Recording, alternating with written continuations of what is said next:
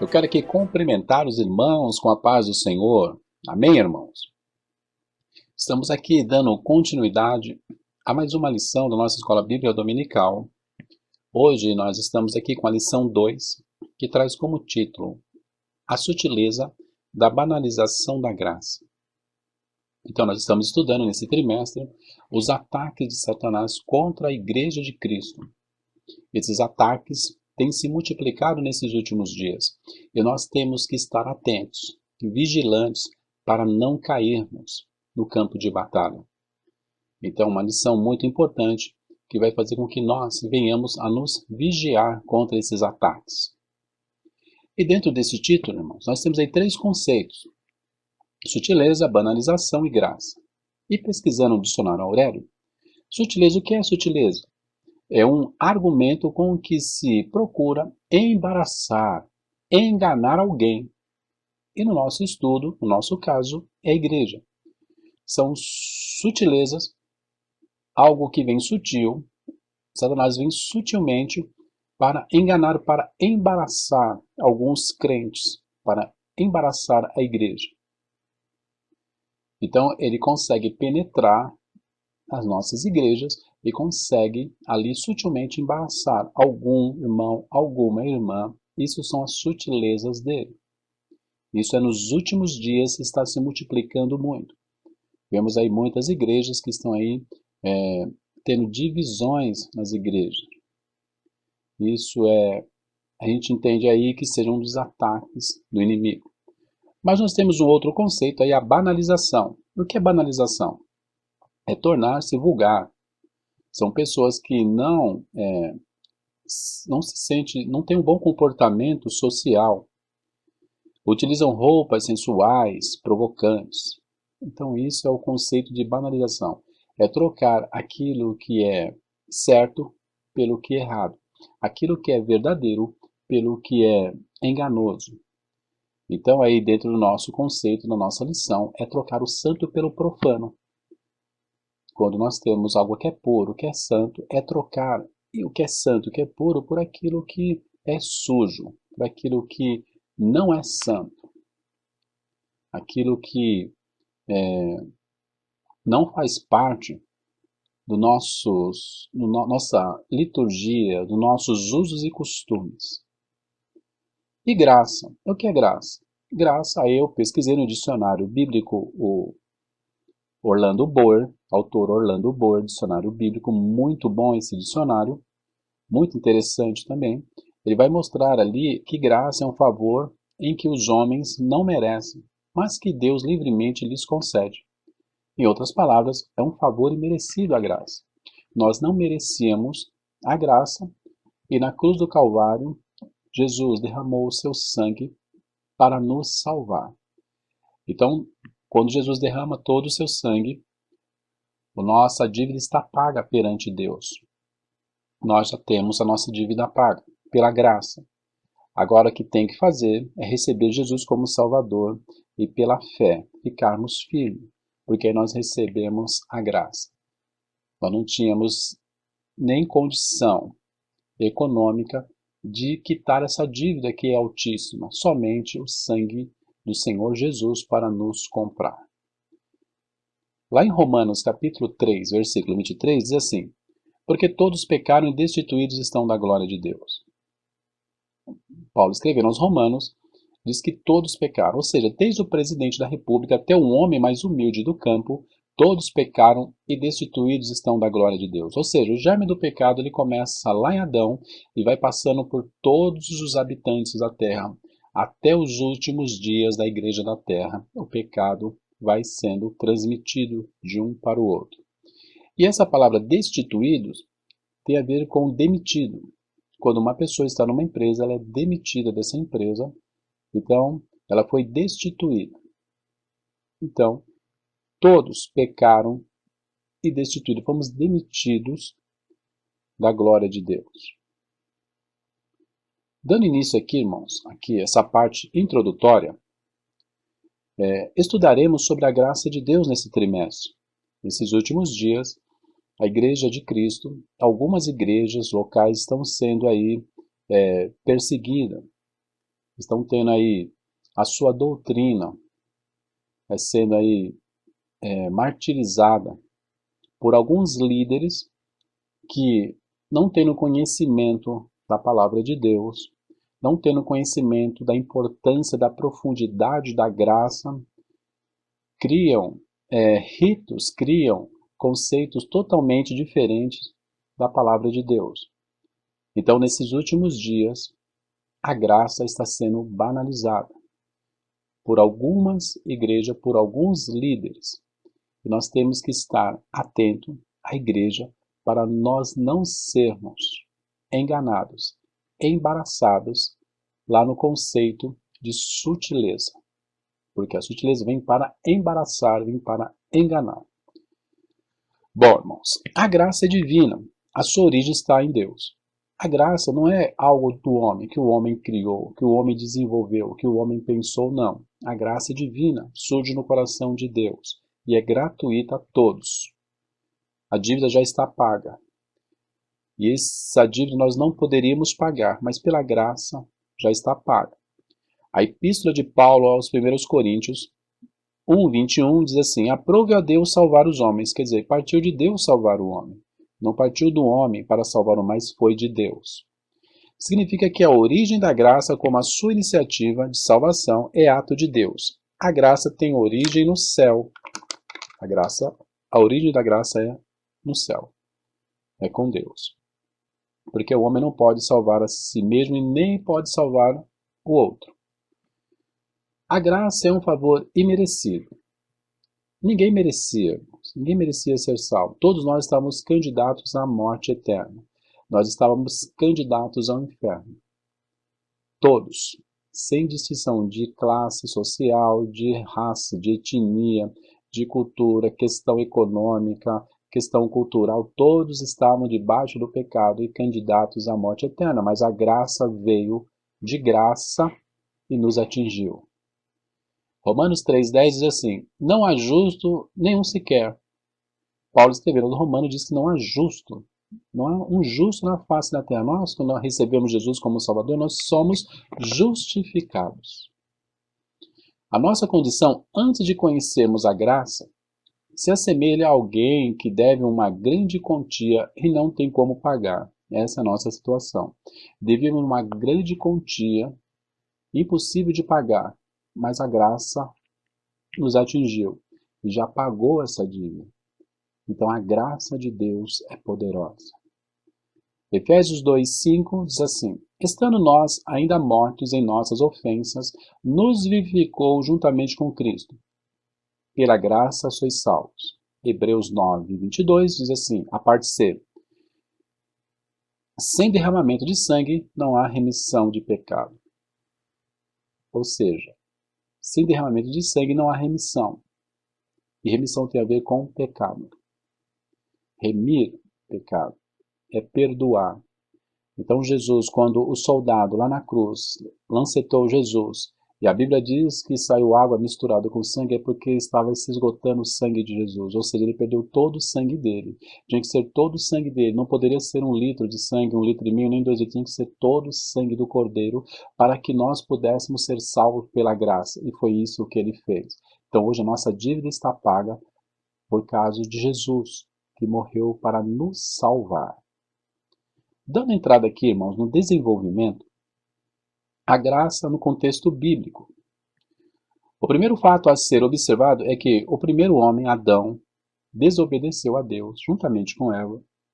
Deus o proibiu de comer de um fruto do jardim do Éden. Era o fruto proibido, mas Eva pegou esse fruto e deu para Adão, e os dois comeram, e os dois pecaram, e os dois desobedeceram a Deus e foram expulsos do jardim. Os irmãos perceberem que o pecado é tão sério que Adão foi atingido pelo germe do pecado e foi passando para os seus descendentes, foi passando para a sua família. 1 João 3,12 diz assim: não como Caim, que era do maligno e matou seu irmão. E por que causa ele matou? Porque as suas obras eram más e as de seu irmão justas. Quando Caim e Abel apresentaram a oferta a Deus, Caim trouxe do que ele plantava, do que ele trabalhava. E Abel trouxe dos seus animais. Deus viu o sacrifício dos dois, a oferta de sacrifício dos dois. E Deus ali gostou, aprovou a de Abel e não aprovou a de Caim. E Caim ficou revoltado por Deus não ter aprovado a dele, e surgiu no seu coração ira e inveja do seu irmão, e procurou o momento de matá-lo.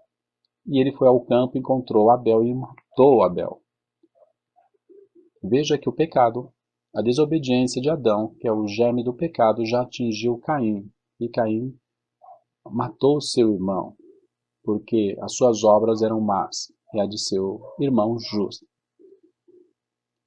E Caim, ele sai com uma de suas primas ou irmãs, ele sai e vai para a terra de Nod.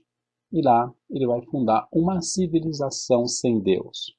Ele vai começar uma civilização sem Deus.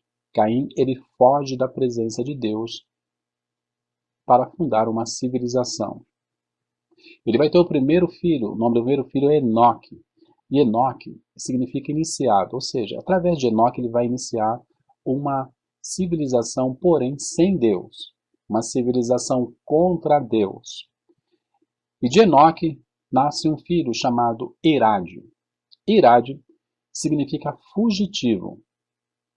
Segundo Irade e sua família, Deus era carrasco. Deus tinha que se fugir da presença de Deus, porque eles não habitavam com Deus, porque Deus lhe era carrasco. Ele tinha que fugir da presença de Deus. Aí vem o segundo filho, Meujael, destruído por Deus. O nome significa destruído por Deus. Então eles tinham que fugir de Deus, porque Deus era um destruidor. Segundo Meujael, esse nome significa destruidor, que Deus é aquele que destrói, aquele que tudo que está perfeito é destruído. Então, ele também tem que fugir da presença deste Deus. E de Meujael vem um outro filho chamado Metusael. Metusael significa homem-deus. É uma tentativa, irmãos, de endeusar o homem. Uma tentativa de mostrar que o homem é Deus. Isso aí tem a ver muito com a nova era. A nova era que coloca o panteísmo. Que o homem é Deus, que as árvores são Deus, que as rochas são Deus, que os insetos são deuses, que os rios são Deus, toda a natureza são Deus. Então é uma mescla que eles fazem para mostrar que tudo é Deus. E de Metusael nasce um outro homem chamado Lameque. E Lameque significa poderoso, selvagem. E Lameque foi o pai da bigamia. Foi o primeiro homem a ter duas mulheres. Ele teve uma mulher chamada Ada e a outra mulher chamada Zilá.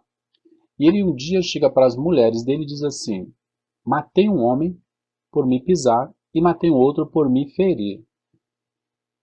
Veja que o pecado de Caim, o germe do pecado de Caim já havia multiplicado já. Caim matou Abel, seu irmão, e agora Lameque matou dois homens. Caim teve uma mulher, mas agora Lameque tinha duas.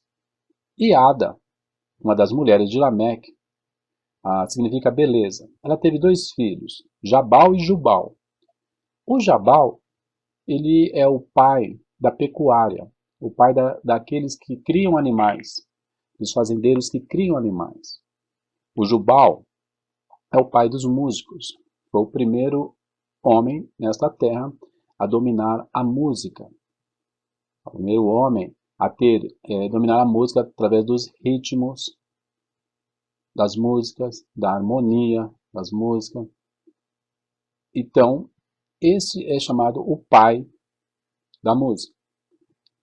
E aí, do outro lado, nós temos aí Zilá.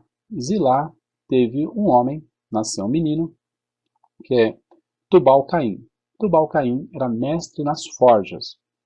Ele sabia trabalhar com o cobre, sabia trabalhar com metal, sabia trabalhar aí com o bronze. E aí ele é o pai da tecnologia. E aí nasce uma menina chamada Maaca. E Maaca é a mãe das prostitutas. Ela que iniciou a prostituição dentro desse período da família de Caim. Então, Maaca significa doce. Zilá significa sombra. Ada, beleza. E aí nós temos esta família permeada pelo pecado que surge em Adão e vai passando pela genealogia de Adão. Por isso que a Bíblia diz que todos pecaram e destituídos estão da glória de Deus. Em Gênesis capítulo 6, versículo 9, Deus ali vai escolher um homem chamado Noé. A Bíblia diz lá, Gênesis 6, 9, Noé era homem justo e perfeito em suas gerações. Noé andava com Deus. Veja, irmãos, Deus vai destruir toda essa geração de pecadores, geração de Noé. Deus viu um homem justo, e a Bíblia diz que Noé andava com Deus. E para andar com Deus, irmãos, tem que ser amigo de Deus. Deus tem que ter confiança neste amigo, porque quem é amigo se tem confiança. Colega é diferente, mas amigo, nós temos confiança neste amigo. E Deus tinha confiança em Noé. E Deus vai pedir para que Noé construa uma embarcação. Os irmãos conhecem a história de Noé. E interessante, irmãos, que se Deus destruiu toda a geração de Noé, logicamente Deus destruiu todos os pecadores. Ou seja, agora Noé andava com Deus e Noé está sem pecado. Pela lógica seria isso, mas a lógica não diz isso. Porque Noé tinha o germe do pecado também. Apesar de Deus ter escolhido Noé como justo, como alguém que andava com ele, como um amigo dele, Noé tinha o germe do pecado, que foi passando lá de Adão e chegou até Noé. E pela lógica, nós entendemos que quando Deus destrói todo este mundo, essa geração de Noé, e Noé é justo, então todos ali agora não existe mais pecado, porque o pecado foi eliminado da geração de Noé. Mas Noé possuía o pecado, o germe do pecado. Prova disso que Noé teve 3 filhos, Sem, Cão e Jafé. O Cão, ele viu a nudez do pai dele. Noé, depois de ter se embriagado comendo uvas, ele se embriagou, tirou a sua roupa e Cão viu a sua nudez. E naquela época, irmãos, ninguém poderia ver a nudez do pai e de uma mãe. Era um pecado mortal. E diz alguns teólogos aí que ele até zombou do pai. E aí, sem Jafé, os seus outros 2 filhos vieram com uma capa de costas e cobriram o seu pai. Quando passou a embriaguez de Noé, Noé ficou sabendo de que Cão viu a sua nudez. Só que Noé, em vez de amaldiçoar Cão, amaldiçoou Canaã, que é dos filhos de Cão. É o filho menor de Cão. Por que será que Noé não amaldiçoou Canaã? Porque o certo era Noé amaldiçoar Cão e não Canaã. Sabe por quê, irmãos? Porque quando eles saíram da arca, Sem, Cão e Jafé, Noé e a sua esposa, suas noras saíram da arca, Deus abençoou toda a família. E Noé sabia que Deus, como Deus abençoou Cão, Noé não poderia amaldiçoar Cão, porque ele era abençoado por Deus. Então, o que Noé fez? Amaldiçoou Canaã, que é o seu filho, o menor filho.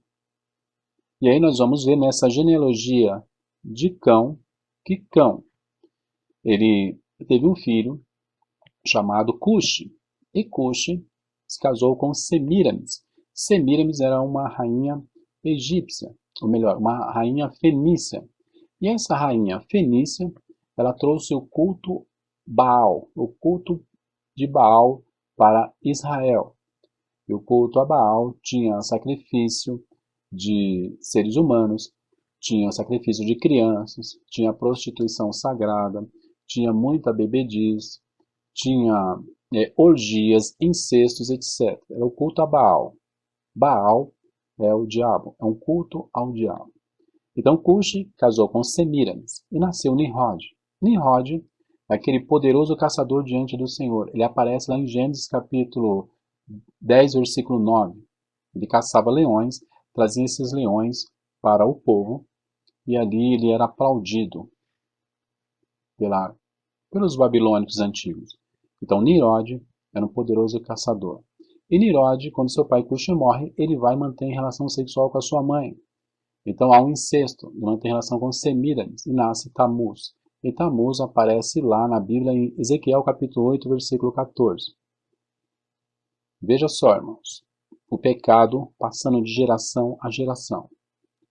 Nós temos aí também a questão de Cuxi. Vem Misraim, depois de Cuxi, depois vem Put e vem Canaã. E Canaã, é uma geração que foi amaldiçoada por Noé, Canaã, e ele vai dar origem a 8 cidades. Ele vai dar origem a Zoar, Sidom, Gaza, Sodoma, Gomorra, Adimá, Zeboim e Lasa. Então são 8 cidades que o pecado vai se proliferando nessas 8 cidades. E aí nós entendemos aí que o pecado vai passando de geração a geração. Não tem como, irmãos, bloquear o pecado somente pela graça que há em Jesus Cristo.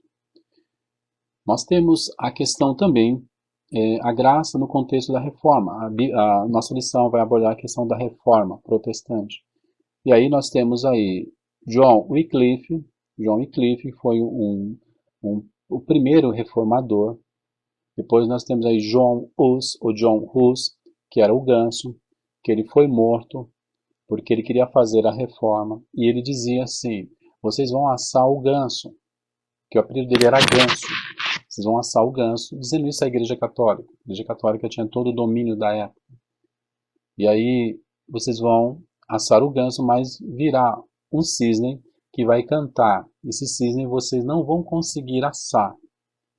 Daqui 100 anos, esse cisne vai nascer. E aproximadamente, depois do que ele morreu na fogueira, morreu queimado, veio Martinho Lutero, que é o cisne que ele profetizou. E Martinho Lutero fez a reforma da Igreja Católica, que ele era um monge agostiniano, e através da cobrança das indulgências, ele não aceitou a cobrança das indulgências porque ele não aceitava a cúpula da Igreja Católica dominando daquela forma.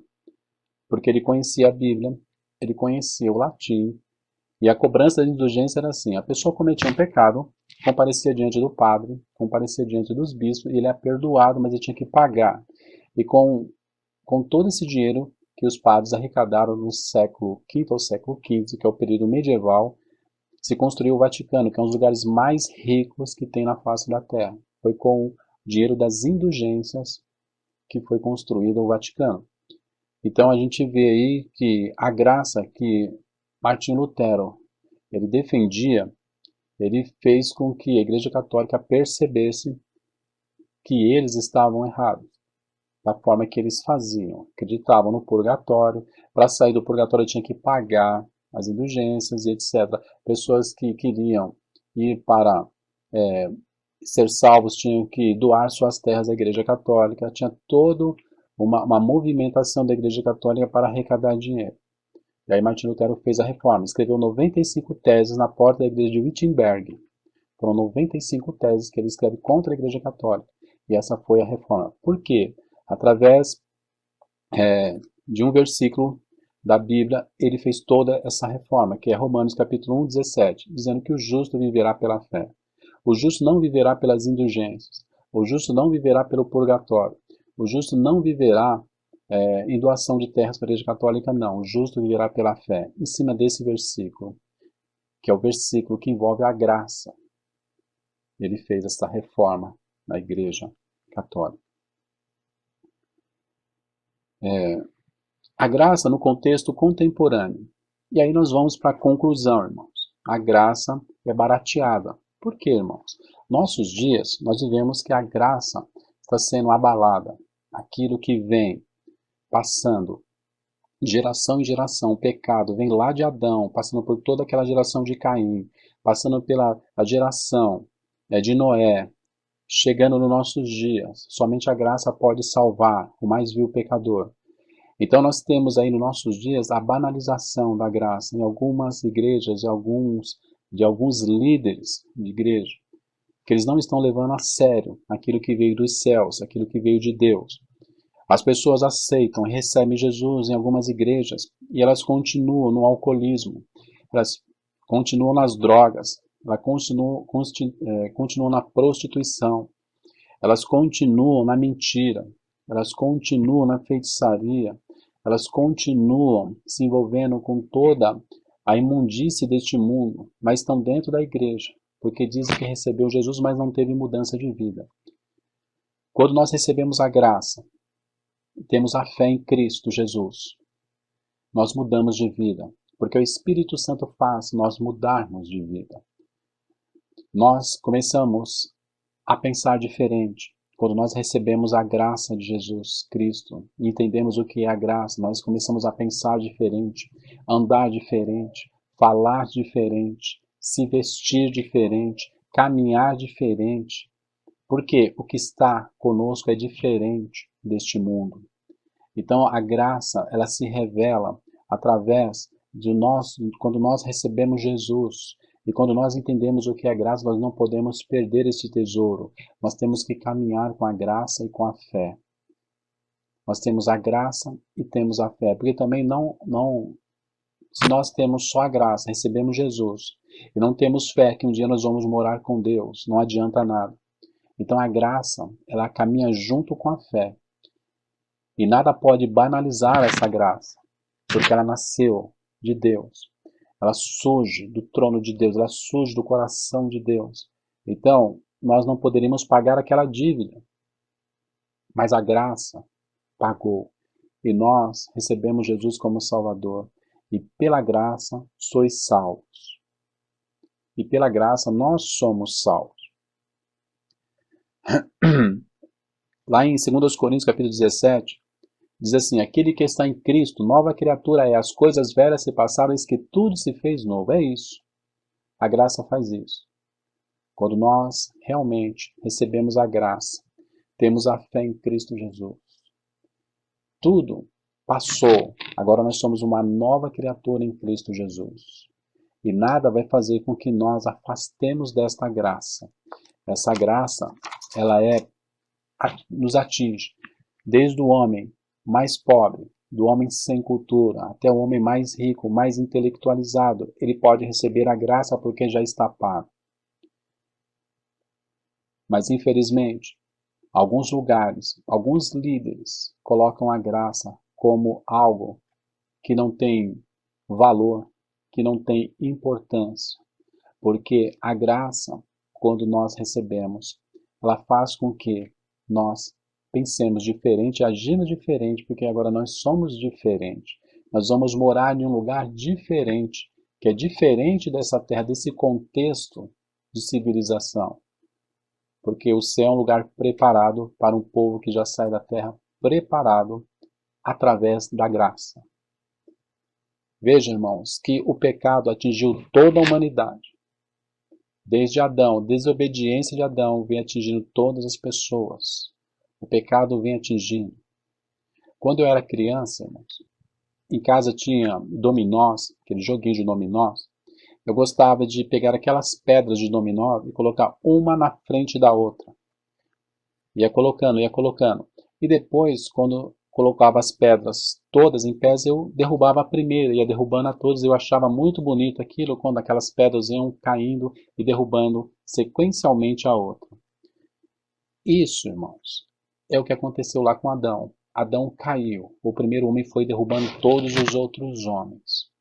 Foi derrubando todas as mulheres. Foi derrubando o gênero. Homem e mulher foi derrubando todos. Ninguém escapou desta queda. Mas Jesus, ele através da graça que foi derramada lá na cruz do Calvário, ele foi levantando cada um desses homens, cada uma dessas pedras, e hoje nós glorificamos a Deus, porque nós entendemos a graça, Nós entendemos que a igreja, ela não é uma reunião social. A igreja não é uma palestra, que nós vamos assistir uma palestra onde se vai falar de mudanças climáticas, que se vai falar de aquecimento global, que vai se falar de islamofobia. Não. A igreja é um local que nós temos que glorificar a Deus, sentir a sua presença e saber que através da graça que foi derramada na cruz do Calvário, ele comprou homens, mulheres de todas as línguas, povos, nações, culturas, etnias. E nós não precisamos pagar mais nada. Não há moeda que nós precisamos pagar, porque já está tudo pago, porque foi pela graça que nós fomos comprados. Concluindo aqui a lição, irmãos. Gostaria de deixar aqui para os irmãos Efésios capítulo 2, versículo 8, que diz assim: porque pela graça sois salvos, por meio da fé, e isso não vem de vós, é dom de Deus. Eu quero aqui agradecer, ao pastor Renato, ao pastor Ferreira, pela oportunidade aí de compartilhar com os irmãos a lição de número 2. E quero desejar aos irmãos uma boa aula e que os irmãos possam se deliciar quando falar o conceito graça, lembrar da graça, que nós não merecíamos estar onde nós estamos hoje, mas pela graça, pelo sangue de Jesus, nós atingimos esse local e vamos para um local melhor ainda, que é os céus um dia, e permanecermos na fé em Cristo Jesus. Muito obrigado a todos e uma boa aula para todos os irmãos que estão aí trabalhando na Escola Bíblica Dominical. Deus abençoe, irmãos. Amém.